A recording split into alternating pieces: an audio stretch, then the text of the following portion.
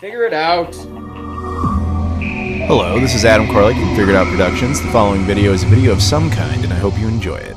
Hey guys, it's Adam here, and today we're going to be talking about our friend the Nintendo 64, specifically a new modification that is available for it called the Retro Gem by a company called PixelFX. It's an HDMI output mod. Now before we do that though, if you guys could do me a favor, please like this video, comment down below, subscribe if you've never done that before, as well as check out all my social media stuff on the description. I've got Twitter, Instagram, Facebook, Discord, Patreon, my Spreadshirt, my travel channel. I appreciate the support on those various platforms. Helps keep the content and all that stuff going, so thank you. Now, yes, we are talking about the Nintendo 64 today, and I want to give a huge shout out here to a company called Power Up Gaming. Power Up Gaming is run by a buddy of mine named Justin. He was cool enough to send this to me for free for the purposes of review. He's basically a guy who runs a website where he does like mods and repairs. You can send stuff into him and he'll upgrade it or change it. He'll sell pre-modded consoles, all that sort of thing. I've done videos on stuff he's made for years. Awesome guy. Met him multiple times at various conventions and things. Awesome guy. So in this case, he kind of tricked out this N64 kind of as much as you possibly can, as far as I'm aware. So I was just kind of like reading over the work order of everything he did. He replaced the capacitors in it, which I actually had never heard needing to do that in an N64, but I guess we are getting to that point, so he did that. He obviously did the HDMI mod itself, which we'll talk more about in a bit. And he did some 3D printing stuff, so like the HDMI board looks very clean and almost, you know, stock on the back of the system, which again we'll talk more about. The other thing he did was a region-free mod. This is a little misleading, although this is not his fault. When Nintendo created the N64 originally, more or less the North American and Japanese units were actually the same system, just with a couple of cosmetic differences. The one big difference though was they had put this piece of plastic inside of the system, so when the cartridge fit in there it had to fit in a perfect, you know, specific way, and they just made it a little different between Japan and North America. That way if you had a game from one system it just would get physically blocked from the other. So people eventually figured out you could cut the tabs and then the games would work. Nowadays he just, like, you know, 3D printed a new case that has no tabs at all, and thus you can play both the American and Japanese games on the same system. The reason I say it's slightly misleading, because I do have an American game there, Mario Kart 64 represented, works. Sin and Punishment, a Japanese exclusive, which of course works, but the last one, game called Taz Express, is a European exclusive game, and it does not work. Now, the thing is, I know Taz Express in particular is a very unique game because of I think there's a specific chip in there that actually prevents it from working on anything other than a PAL system, but I tried it on a few of the other PAL exclusive games, all of which there's 7. Well, technically 4, but there's 3 that Japan and then Europe got, the US never got. So there's 7 releases they got that we didn't. Anyway, point is, I tried them all. None of them would work. So when it says region free, it really just means North American and Japanese stuff will all work. So apologies to the Europeans. But if we were to mod a PAL system, then it would be maybe the other way around. I don't know. Oh, and 2 other little random things while I'm thinking about it. So Justin also included a pack of Nerds, which is a candy. I don't know why he did that other than just to call me a nerd, which is definitely true. And the other thing, you might be wondering, what happens with the main AV slot on the system? Does it still function, or is it purely cosmetic? It does still function with the original composite and S-video signal out, although there really would be no reason to use it at that point. Anyway, that doesn't really matter. Point is, yeah, he did a lot of work to this thing. So obviously what we're all here to talk about is the HDMI mod. Now, it was installed with a new chip by a company called PixelFX. Now, before we talk all about that, I'm just going to throw up some gameplay here. So what you're seeing is GoldenEye for the Nintendo 64 running with the retro, with the Retro Gem by PixelFX running in 1080p mode. The only reason it's not running in 1440p mode is I simply don't have a way to capture that. So you guys can just kind of see basically what it looks like as we continue to talk. So let's talk about the chip itself, or, well, I keep calling it the chip, the board. So if I say chip, I mean board. I apologize. But basically, PixelFX came up with this concept of basically doing HDMI mods for more modern systems. Now, their particular board is interesting because it's compatible with multiple systems. It's actually already compatible with the Nintendo 64, obviously, hence we're using it today. It's also compatible with the PlayStation 1, the PlayStation 2, as well as the Dreamcast. Supposedly they're going to add other systems later, which is pretty neat. I like the idea there's this one chip that you can kind of board that you can throw onto various systems and it will be able to give you a signal. Now, basically, there's a whole list of instructions about this thing and different things it's compatible with and all that sort of stuff, but kind of truncate it all down. what it's really doing is it's tapping into the system and it's giving you a pure digital signal off of the system. Obviously, the Nintendo 64 was not originally capable of that. So now you're getting a pure digital, clean, clear signal. When I say clean and clear, we'll talk more about that in a bit. But yeah, that's effectively what you're getting. Now, there's two different versions of this, and this is where some controversy comes in. Basically, when they announced it, they were like, okay, there's the basic edition, which is a $99 board that's capable of working on these systems. And then there's what's known as the Shiny Edition. So the version you're seeing in this video is the Shiny Edition. Now, the Shiny Edition is actually, from my understanding, the exact same board. It's just that it's there's an $80 additional fee that basically unlocks a whole bunch of features. It's like a firmware upgrade specifically. I'm no expert on that. That's just what I understood it to be. And a lot of people were upset about this because they interpret it as like a paywall for a bunch of additional features in the system. That's an interpretation. I'm taking no stance on it either way. It's just, at the end of the day, if you want the Shiny Edition, it'll probably cost you around $180. If you don't want the extra features, it's about $100, at least for the board itself. So yeah, it's cool, but you know, why did they do it? It's really the big obvious question. Well, the thing with a lot of retro gaming systems is a lot of them had a lot of nice future proofing in them that you could actually tap into, specifically RGB modes that most people in North America never had access to. I think of a lot of Sega hardware like the Genesis, the Master System, the Saturn had that, the SNES had that, etc. But there are some systems that I swear are just cursed, and there's just no great way to utilize them. The N64 and the PlayStation 2 come to mind as like the most cursed game consoles when it comes to video quality, because Nintendo and Sony really just did not future-proof them properly. In the case of the Nintendo 64, Nintendo really only gave you 3 ways to look at it, which was RF, which was comically out of date even then, although to be fair, there's going to be a bunch of people saying they were using it, which I'm sure there were. The system came with composite cables, you know, the yellow ones, that looked horrendous. And then it was technically capable of S-Video, which was a nice little improvement, but was not anything to write home about. The system was interestingly not compatible with RGB. But even so, if you modify, I've had access to a bunch of these different systems over the years. There's all sorts of tools for the N64 where people just really want it to look better. So there's, you know, then basic cable adapters like S-Video to HDMI. And then there's things like, you know, using different scalers like the Retro Tank or stuff by Eon, you know, the Super 64, which was basically just a Retro Tank using S-Video out of the system to give you an HDMI signal. There was all sorts of stuff. There's boards for RGB capabilities out of the N64. And then I've even had access to the Ultra HDMI N64, which was like the previous HDMI board for the N64. Did a video on it a few years ago. What I'm trying to say with all this is the N64 can never look good.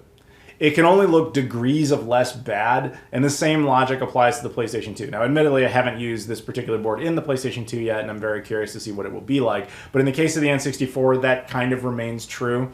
So what I said about the Ultra HDMI N64 when I had access to it, which it was never mine, I just did a video on it because I had temporary access to it, you were getting a clean, clear digital signal. And it was a great way of it coming up on screen and showing you just how bad it actually looks. Basically, all the defects in the games have never looked better. You know what I'm saying? The N64, like when you have these chips installed, the boards installed, the only thing that's really running in the higher resolution mode, if I'm honest with you, is effectively the menus that they self-generate. I'll actually turn on this N64 here, and you can kind of see what I'm talking about. So right here, I have a 1440p monitor. The N64, it will, you know, connect to it. It's, you know, putting out 1440p, and so it should all look good. Now, the game in particular we have running here is GoldenEye. Now, the system actually has a menu on it. So from when you're looking through the camera and just kind of staring at the screen, it might look pretty decent. But when you actually get closer access to it, let me point this out. We can access a menu. So if you press the triggers, left trigger, right on the D-pad and right on the C-pad, you'll be presented with this little menu here. Now this menu actually looks very, very good, but that's also because it's like natively running in the resolution you're setting it at. Whereas the games, it actually will straight up say, in that case, okay, the system's running at 1440p, it says right there, although if you're seeing this in captured footage, it's going to say 1080p only because I have no way to capture 1440p footage, so apologies again. But then on the left, it's going to say 240p. That's the original resolution of the games. And almost every N64 game runs at that, with a few exceptions. There's games that use that expansion pack, like I know Star Wars Rogue Squadron had a high def mode, which I think was technically 480i, but don't quote me on it. But anyway, so that menu looks good, But the games were never meant to look like that. So effectively, it's just kind of upscaling the image to fit the dimensions of that resolution. And then within the system, within the board, it has a few different options to kind of enhance it. So let's take a look at some of those options here. So you have things like presets, which is, you get things like scan line options are in there, slot masks, all sorts of other different features that you can kind of customize to get it looking the way you want it. Because there's a lot of people that will look at this and be like, I want the nostalgia of it being on this big CRT from the mid-90s while I sit there with my Blockbuster rentals and a Domino's pizza, which I totally don't agree with, but that's me personally. I'm not everybody. I want it to look more modern and clear, which is effectively impossible. But anyway, so there's options in there to tinker with things like CRT, like clone settings.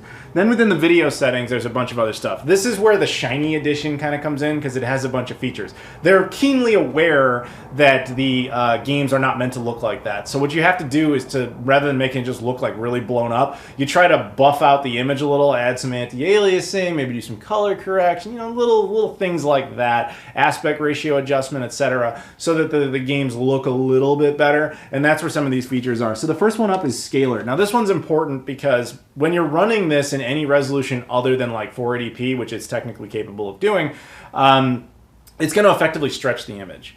Because the N64 is a 4:3 console, but when you're telling it to run in these high resolutions, it just stretches into a widescreen image.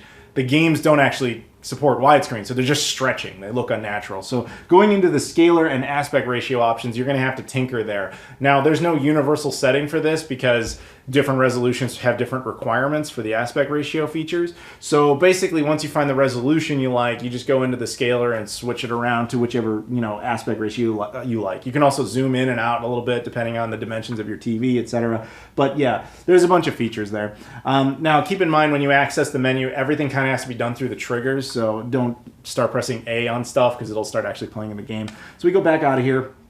Go down, you can do cropping and changing, like, fine-tuning, stuff like that. Deinterlacer, this is important because this will help kind of buff out the image a little bit, and there's a few different settings in there. Again, you can tinker with the ones that you prefer. Smoothing features, kind of like anti-aliasing, though they don't call it that, just to kind of buff it out, make it a little cleaner, etc. Then there's these other presets for things like the horizontal and the vertical and all that. You can mess around with the scan lines, etc. Stuff there. And then things like slot mask creator. I actually really don't know anything about that, to be honest. And then output resolution. So this one's kind of important because this will, determine what resolution the system is technically outputting, and that affects the other decisions therein. Now, currently, for the purposes of our video, I have it on display on the monitor, as I said, in 1440p. The footage you've seen captured of it is running in 1080p, just due to a limitation of the capture device. But there's another option that we'll be talking about in a bit, but I'm going to leave it on 1440p. It also supports 1200p, 1080p, 960p, 720p, 480p, and VGA. VGA would be like what the Dreamcast ran at.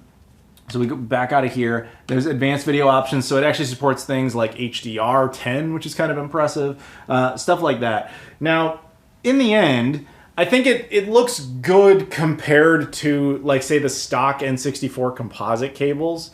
However, I'm going to turn it off here for the moment just so we can talk without this interrupting us.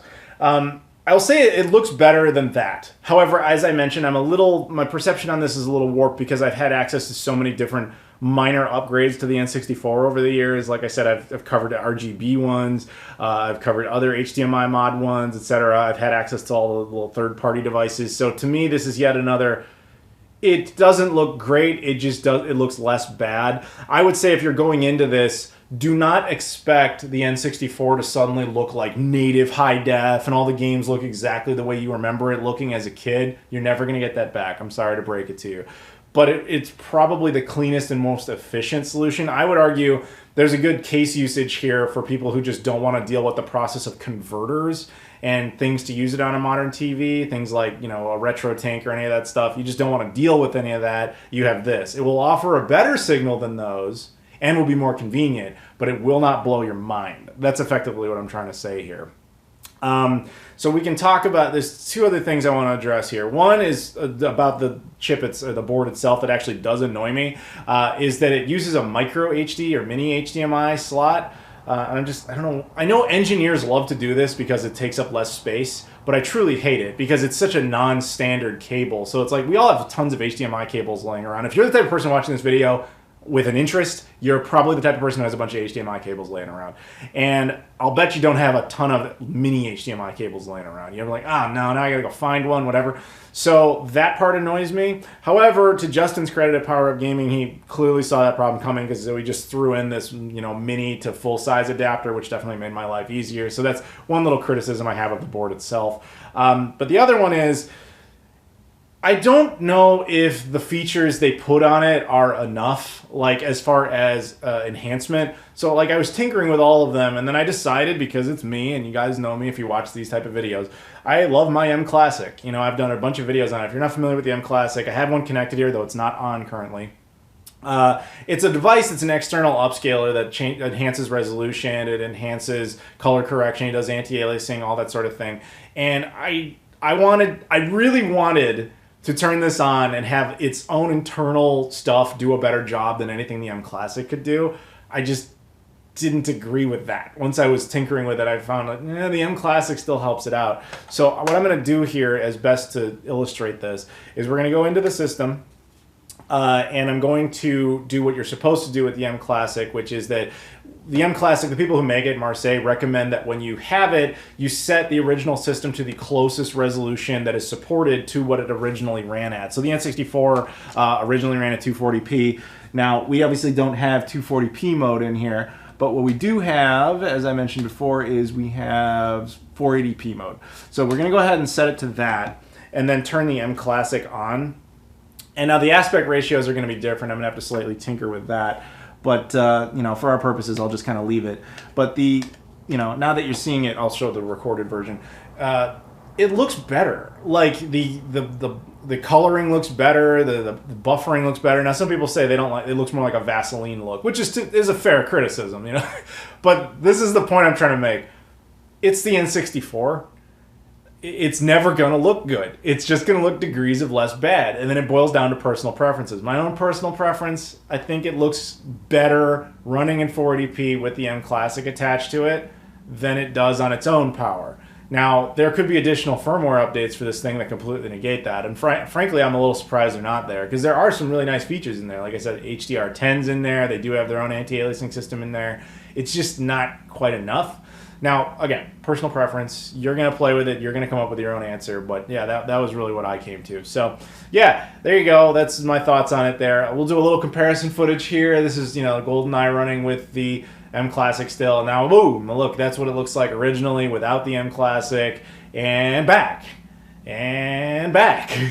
And back. Yeah, I don't know. That's, again, personal preference, like whatever you think. So there you go.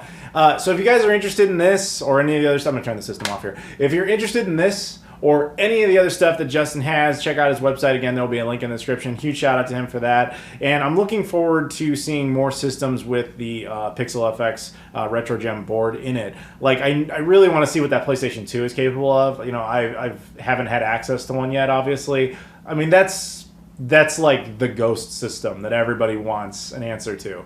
But in short, the N64 being kind of the other one, I can't give it like a flawless, you absolutely need this type of recommendation. I think there's a specific usage case for it. I just be prepared if you're going into it. It's going to be better than what you're probably used to with the N64, but you're not going to look at it and say, that's my childhood, because it's not going to be. But anyway, that'll about do it here. So thank you guys so much for watching. Again, thank you. Huge shout out again to Power Up Gaming, Justin, my buddy. Thank you guys very much, and I'll see you all later. Oh yeah, please like, comment, subscribe. Check out all the social media stuff in the description. And then, please see you all later. Yeah, whatever. I screwed that up. Doesn't matter. I'll see you all later.